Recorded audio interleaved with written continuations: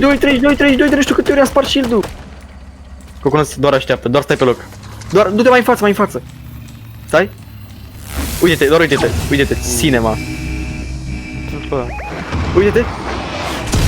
Bă, mă, damage! Pentru că mâine va fi cu gami, trebuie să fiu canal. Ce asta coaie? De ce e asta? Care mă? Nu știu, am văzut-o pe aici, uite, de mai jos. Coconut. Cunosc pe că nu mai ești, pe mai mult. Aici a fost finalul. A murit cu aia. Asta e finalul. Pula mea. Mituș n-are cum să facă așa de bine. N-am găsit niciun chainsaw, Bă, vrea să dea revive. E da revive. Ok, te-a venit. Bă, de că am venit. Mama cum... Nu, asta o ține meciul ăsta. Mai e... Piatră cubică umedă. Zăpadă, coi!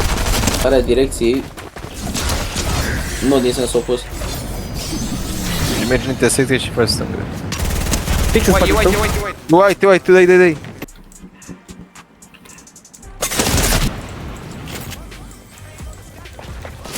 Omul a murit. Bă, ajutor!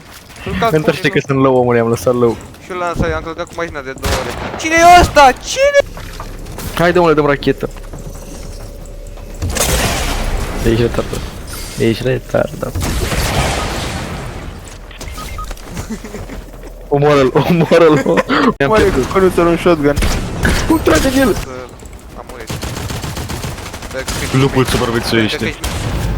Aaa, e da, zici eu. Îți dau eu, cred că bă, băiatule, dacă ne-ai zice așa.